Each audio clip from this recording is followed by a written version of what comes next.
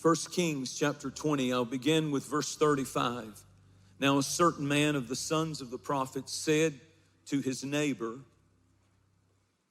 by the word of the Lord, in other words, God told him, say, strike me, please. And the man refused to strike him.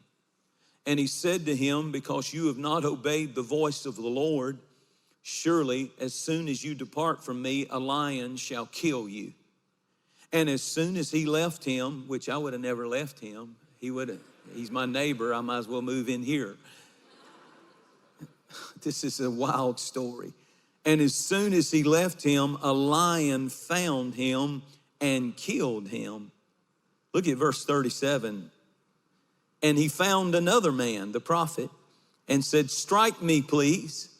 So the man struck him.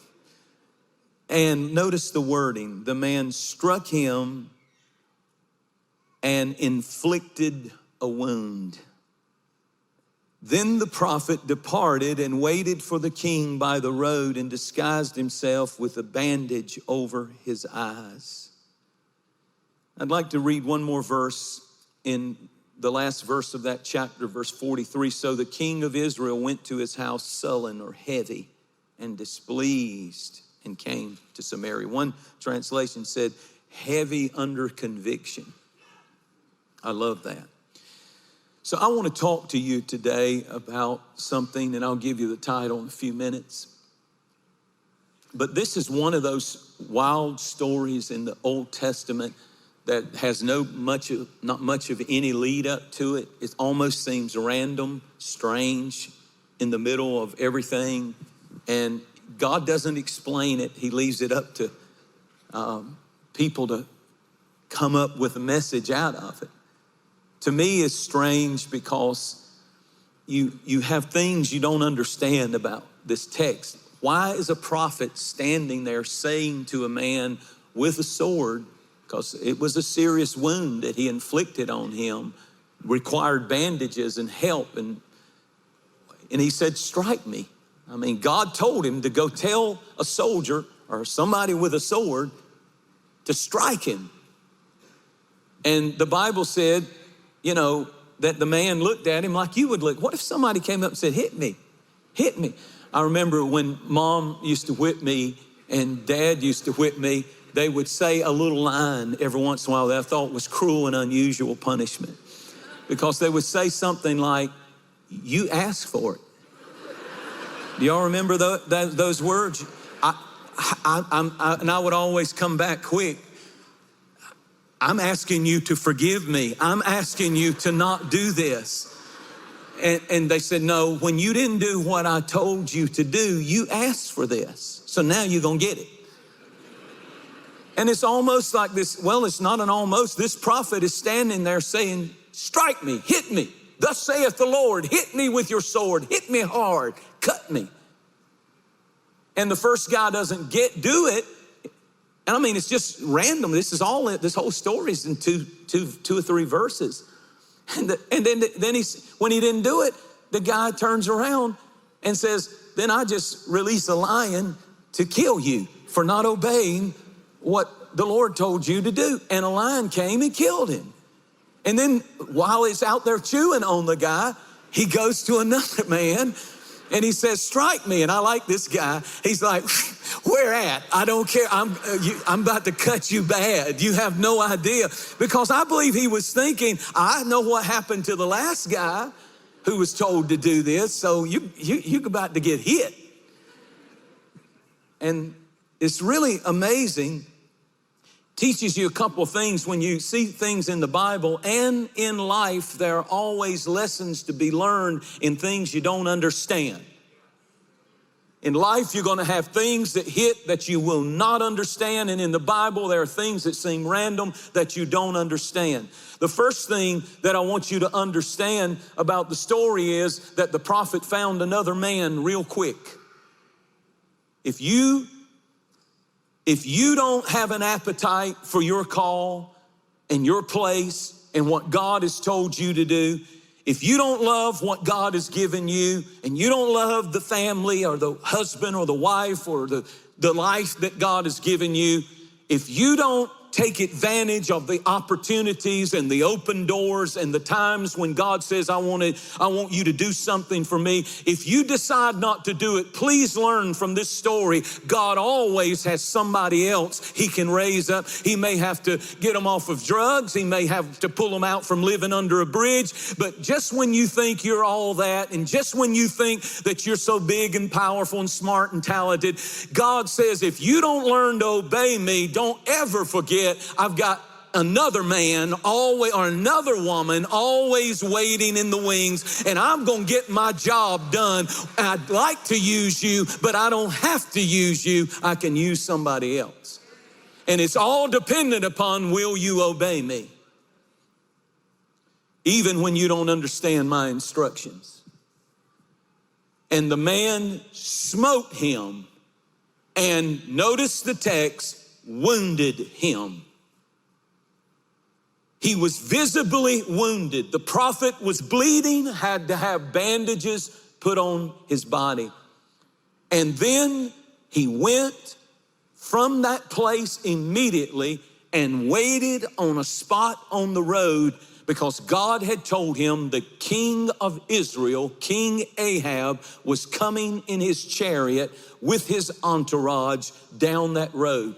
And now that he had been wounded, now that he had been hurt, now that he had been attacked, now that he had bled, he has something about him that immediately felt, now I'm ready to go give the message to the most powerful man in the nation, because I am qualified. The thing, he asked for it, and then he knew he had a message from God, but he wasn't qualified to give it until he had been wounded, until he had been hurt, until he had gone through some suffering and some pain and some tears and some bleeding and some hurting.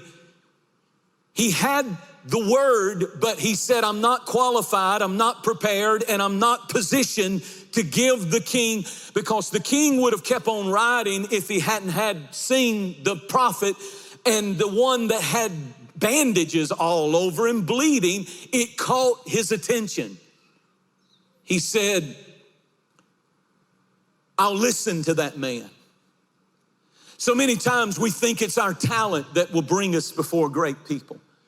And certainly it helps. I'm not against it. Your education, all of that, we all need all we can get. But when it really comes down to it, what I've learned, and I'm a communicator, this is what I do for a living. The sermons that reach people the most and touch people the most are not ones that just are up here that are Bible, spitting out facts of the Bible, and all of that's important. But it's really when in times that I've gone through woundings and hurts and cuts and attacks myself, that I begin to have this authority. There's a weightiness that comes when somebody's been through something. We want a perfect life. We want no wounds, no hurts, beautiful families, no issues to ever hit our lives. And when it does come, we soak, we sour, we fail to understand that this prophet said, God, if that's what it takes, the wounds and the hurts for me to help somebody else and them listen to me because of what I've been through. God uses, here's my title, God uses life's bruises. God uses life's wounds. Your wounds carry a message in them that men and women in a hurting world who are hurting, I don't care how hard they are, I don't care how wicked they are, I don't care how drunk they are, I don't care how high they are, I don't care how many lovers they have, when they encounter someone who's speaking a word from the Lord, and that someone has been qualified by their own wounds and their own failures and their own heart broken and their own bleeding in some area of their life. There's something about that, the foolishness of preaching. And he needs wounded, hurt, bruised people to bring that message. You say, well, I have a valid excuse to not be a good dad because I never had one. Well, you can look at it like that, or you can say, I've been wounded, and God can take my bruises and my wound and my cut because I didn't have a mother. Doesn't mean I'm going to pass generational curses to my children to be the same way and to abandon their family. But God can actually use what they meant for my evil, Joseph said concerning his own family. What they meant for my evil, God can use it for the good, and I can transfer blessing, and I can be an even more attentive mother or father because of what I've been through. The wounds can be used to heal and not destroy. Well, Pastor, you just don't understand how bad I've been hurt. No, you don't understand now that you have been hurt, now that you have been attacked, now that you have been wounded, you can be highly effective in leadership. The very thing we think disqualifies us from leadership. See, we think leaders have to be perfect. Their lives have to be perfect. Somebody that I listen to needs to have it all together. When in reality, sometimes you need to get around some people who have been wounded and hurt and made it through. Some things you go through, and it'll never be the same again. There's nothing you can do that can change it, and it's hard, but God says, I can use that wound, I can use that bruise, I can use that attack, I can use that divorce, I can use that if that disease had not come, and don't get me wrong, God doesn't send it. Read the story of Job. It's Satan that sends it. It's sin that sends it. It's the enemy that sends it. It's disobedience that sends it. But God, if he allows the wound, the hurt, the attack, the bloodshed to come to your life, to your family, the sword to hit you, it's only so he can give you more ability to communicate to somebody else that I went through it and I made it. The tragedy, the loss of a loved one, the early death of some relative. God says, I can use that wound to get my message across to powerful, hardened people who nobody else can reach but the wounded. Sometimes we think if we've been wounded, we can't lead. We think, sometimes we look at God's command and say, I really can't worship today with joy because I've had such a hellish week. I really can't lead. I really can't help others because I've been wounded and I've been hurt. I can't even lead myself. I'm so messed up, I can't even get myself out of this depression. How in the world?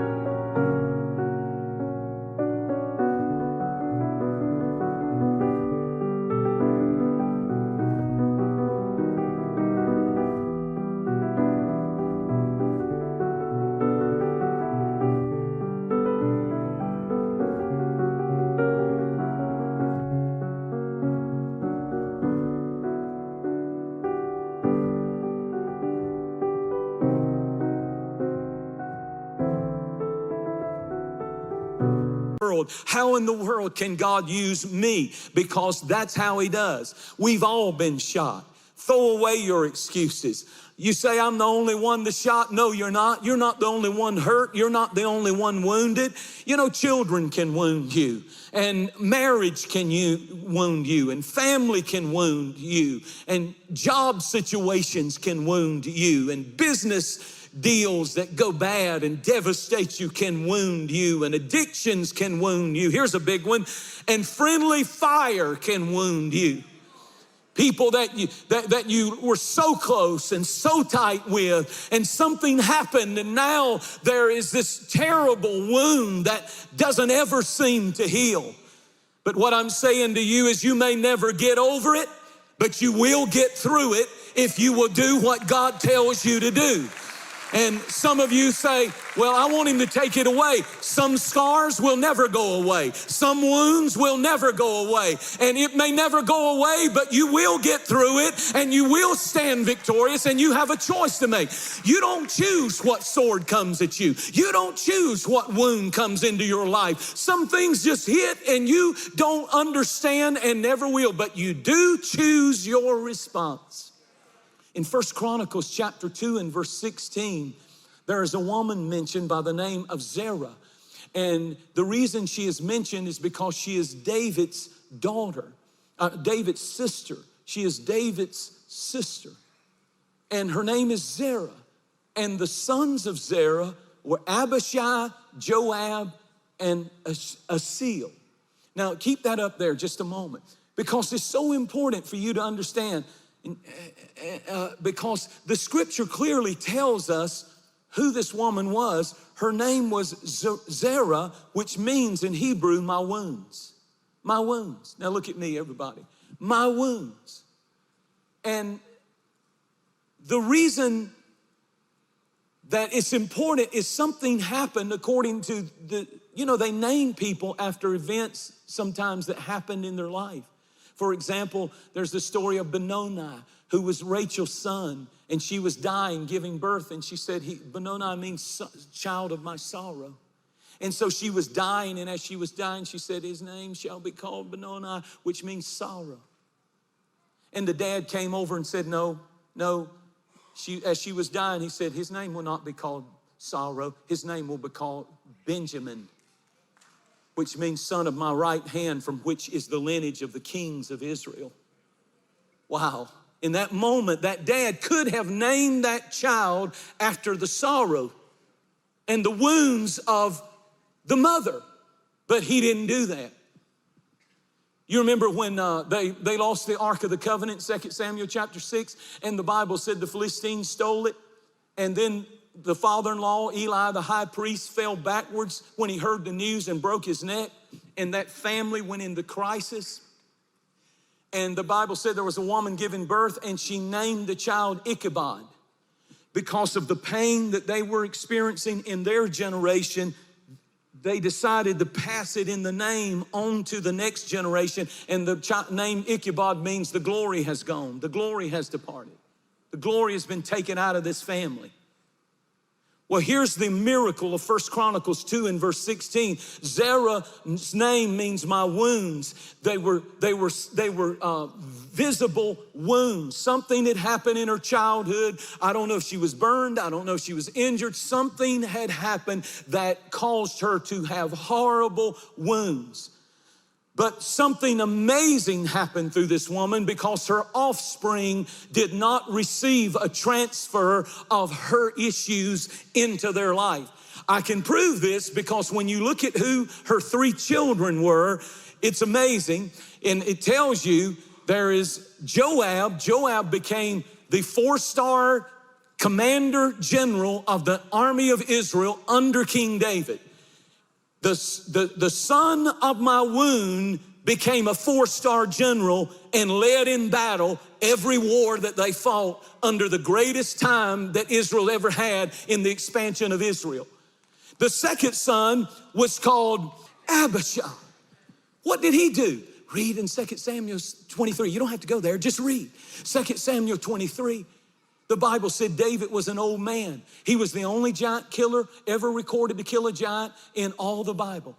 But one day when he got out on the battlefield as an old man, a giant that had 6 toes and 6 fingers. That's what your Bible said. Hit him. He was the brother of Goliath. Hit him, and he was coming after him because he had killed his brother, and had him down and was about to slay the psalmist of Israel.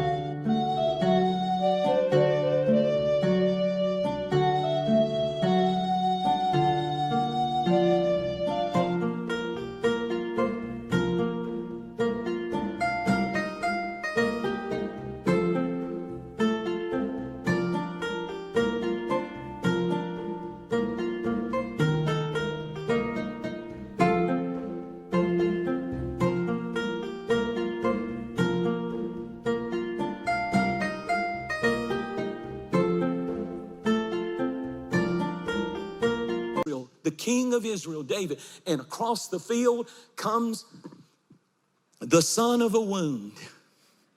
If she had transferred wounds and offense and hurt and self-pity and depression and fear and worry, he would have never ran. Nobody had ever seen anybody kill a giant but David. But when David was laying on the ground wounded and the king was about to take his head off, here comes the son of a wound running across there, Abishai. He fights the giant, gets between David and the giant, and slew the giant. And then there's this third fella, and his name is Ashiel. And you know what his name means? And you know what it says of him in the scripture? It said that he was the fastest runner in all of Israel. He could run faster than anybody. He was the fastest in his field. So here's a woman that has wounds. Her name means my wounds. She's carried them all her life, but instead of letting her wound produce bitterness and pain and depression and addiction and curses and bondage and low self-esteem and no belief in themselves or confidence in themselves, she raised 3 champions in one household with her wounds. One became a 4-star general, one became a giant slayer, and another one became the fastest in his field. Don't tell me you can't do it. I know you've been wounded if you're a single mom or a single dad, but you can raise champions for Jesus Christ if you will believe that he can use life's bruise to bring about something good. My question to you is, what will your wounds produce? Will they produce bitterness? Will they produce unbelief? Will they produce addiction? Will they produce rebellion and excuses and resentment? This is what the Apostle Paul said. He had it all. He had intellect. He had education. He was gifted. He was an intellectual. And he said, yet I don't glory in any of that. But he said, I glory in my infirmities, my wounds.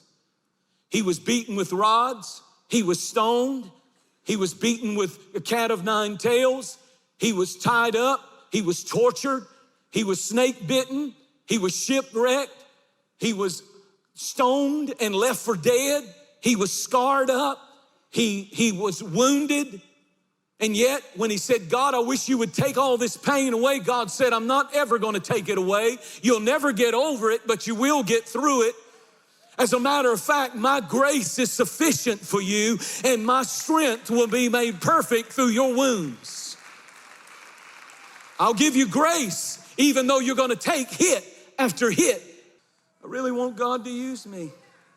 And I'm not going to be like that prophet in the Bible, I sure ain't gonna go up and ask for it. Strike me, God, come on. I'm not gonna get out in the next lightning storm and say, strike me and make me walk funny so I can preach good.